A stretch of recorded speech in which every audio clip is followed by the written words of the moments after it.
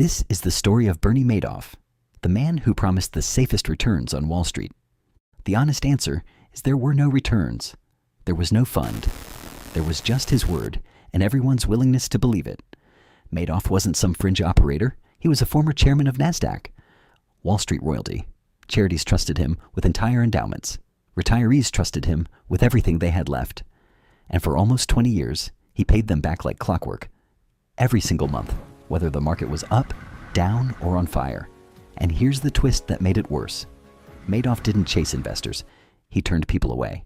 Getting rejected by his fund became a status symbol in certain circles, which, of course, made everyone want in even more. Nothing sells trust like pretending you don't need anyone's money. Here's the actual scheme, and it's almost embarrassingly simple. New investors' money paid old investors their returns. No real trading, no real fund, just a spreadsheet and a calm man in a very nice office telling everyone their money was growing. Here's the part that should have given it away instantly. His returns never moved. Not up big in a bull market. Not down at all, ever. Not even in 2008, while every other fund on the planet was cratering. A real investment doesn't do that. Only a lie does. One man noticed. Harry Markopoulos, a portfolio manager, looked at a chart of Madoff's returns in 1999 and knew within 5 minutes it was fake. A straight line, climbing at the same angle, forever, with zero variation. Markets don't move like that. Lies do. He spent almost a decade handing the SEC documented proof, so convinced Madoff's people might come after him that he submitted some of it anonymously. They had it in writing, in detail, again and again. And again the case got closed. Even worse, this wasn't the SEC's first chance. Records later showed the agency had red flags on Madoff going back to 1992. Over 15 years of warning signs sitting in a filing cabinet unread. Why? Because doubting Madoff meant doubting the best returns anyone had ever seen, and nobody wanted to be the one who killed the golden goose. Then came the crash from our last video. October 2008. Panicked investors everywhere needed cash fast, and they came to Madoff to withdraw it. Except there was no cash.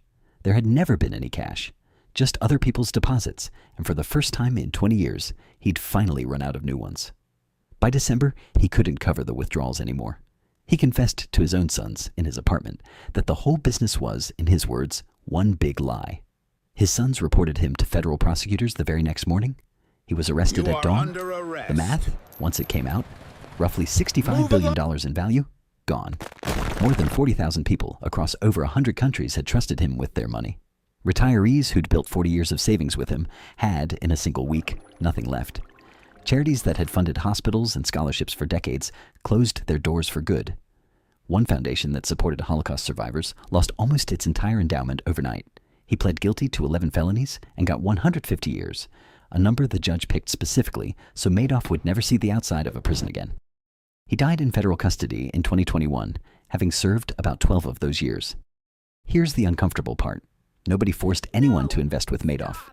Nobody threatened the SEC into closing 8 investigations. Everyone who touched this story had the exact same red flag sitting right in front of them, and every single one of them chose not to look too closely, because looking closely might have meant giving up the best returns of their life. That's really what this story's about.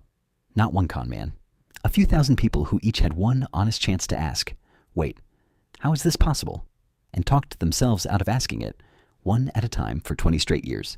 So the next time somebody offers you a return that never goes down, don't ask if it sounds good.